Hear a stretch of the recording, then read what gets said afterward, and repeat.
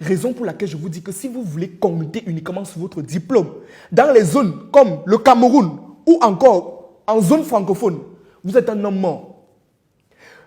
Comme le coach, c'est le coach Simon qui le disait, en fait l'école doit s'arrêter au coup moins 2 en zone francophone. Quand tu sais déjà lire et tu sais écrire, c'est le plus important. Un étudiant qui compte sur ses diplômes au Cameroun ou dans la zone francophone ne peut pas s'en sortir. Bonsoir à tous, j'espère que vous allez bien et que vous vous portez super bien.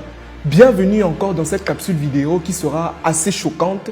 Donc déjà de 1, je ne veux pas être d'accord avec quelqu'un. D'abord. De 2, si vous avez peur d'être choqué, bien vouloir zapper la vidéo dès maintenant. Je répète ce que j'ai dit. Un étudiant qui compte sur ses diplômes au Cameroun ou dans la zone francophone ne va pas s'en sortir. Et je pèse mes mots. Et je vais vous expliquer pourquoi. Aujourd'hui, nous sommes dans une époque où, comme je l'ai dit dans l'une de mes formations qui s'intitule le système éducatif, je l'ai dit, l'école n'apprend que les choses qui ne fonctionnent qu'à l'école. C'est un principe très simple. Je vais prendre un exemple simple. À l'école, par exemple, on vous a dit qu'il ne faut pas échouer. Quand un élève échoue à l'école, qu'est-ce qu'on lui dit? On dit que non, si tu as échoué, c'est pas bien, machin, chose. Mais quand vous entrez dans la vie active, l'échec fait partie du quotidien. L'échec fait partie de la vie. Un élève ou un étudiant qui échoue doit être félicité. On doit dire félicitations pour ton échec parce qu'il vient de traverser une étape importante de sa vie. La deuxième chose, c'est qu'à l'école, par exemple, on vous a dit qu'il ne faut pas tricher. Il ne faut pas copier sur la feuille de son prochain, de son camarade. Mais je suis désolé de dire que quand vous entrez dans le monde professionnel ou alors dans le monde entrepreneurial, automatiquement, on vous fait comprendre qu'en fait, il faut copier des meilleurs. Triste réalité. Maintenant, revenons dans ce qu'on appelle le diplôme. Le diplôme en lui-même n'est qu'un papier. Un papier sur lequel vous devez asseoir des compétences. Parce que si vous ne comptez que sur votre diplôme, dans l'environnement dans lequel on est, vous n'allez pas vous en sortir. Déjà que la majorité des étudiants qui sortent des universités, ils n'ont même rien dans la tête. Parce que tout est purement théorique. Le mal en fait dans la théorie, c'est que, moi je dis souvent qu'on ne peut pas bien apprendre quelque chose, on ne peut pas maîtriser quelque chose si on ne pratique pas. C'est impossible.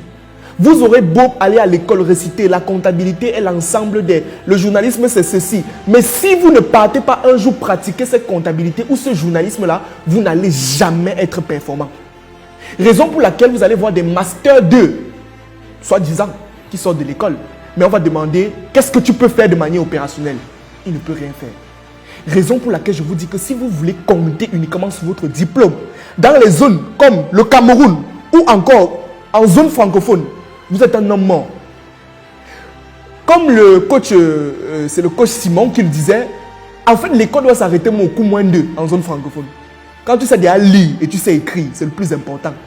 Un enfant qui a arrêté ses études au coup moins 2, hein? Un enfant qui a arrêté ses études au coup moins 2, qui a eu son CPE, il sait lire, il sait écrire, et qui est entré directement dans le monde professionnel, ça veut dire qu'il a commencé à vendre au marché avec sa mère. Hein? Dans les 10 prochaines années, toi qui as un doctorat en marketing, commerce et vente, tu ne peux pas le dépasser. Impossible, tu ne peux pas le dépasser. Parce qu'il est au cœur de la pratique. Il est au cœur du relationnel. Mais toi, tu es sur les bancs en train de réciter le marketing, c'est l'ensemble des... Pour moi, la pratique est plus importante que la théorie.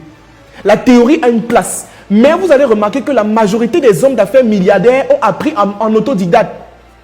Ça veut dire que vous allez remarquer quelqu'un qui n'a pas fréquenté. Il n'est pas là à l'école. Mais tu ne peux pas lui parler de finance. Tu ne peux pas lui parler de marketing. Tu ne peux pas lui parler d'audit. Il va te mettre à terre. Mais il n'est pas là à l'école. Pourquoi? Parce qu'il a appris en pratiquant. Le diplôme n'est qu'un papier. Le diplôme n'est qu'une formalité dans notre société qu'il faut avoir pour qu'on dise que voilà. Mais derrière, vous devez faire l'effort d'être assis sur des compétences claires et propres. Le genre qu'on te demande que tu sais faire quoi? Je sais faire ça, ça, ça. Et voilà ça, je peux implémenter ça maintenant. J'ai un master 2 en marketing, commerce et vente. Est-ce que tu peux établir un plan commercial pour une entreprise? C'est la question. J'ai un marketing en comptabilité, contrôle et audition. On te met dans une entreprise maintenant. Est-ce que tu peux établir un plan comptable? Tu peux le faire? C'est la question. Donc les amis, à partir d'aujourd'hui, en plus du diplôme que vous êtes en train de chercher, en plus de ce papier que vous êtes en train de chercher, cherchez à vous former et d'être pluridisciplinaire sur plusieurs disciplines. Cherchez à comprendre le marketing. Ce n'est pas parce que tu fais comptabilité à l'école que tu ne dois pas comprendre le marketing. Ce n'est pas parce que tu fais comptabilité à l'école que tu ne dois pas t'intéresser à l'économie, à l'industrie. Non. Votre cerveau est extrêmement puissant. Extrêmement puissant. Il faut arrêter dès aujourd'hui de compter sur vos diplômes. Merci. Marketing et neuromarketing au 21e siècle.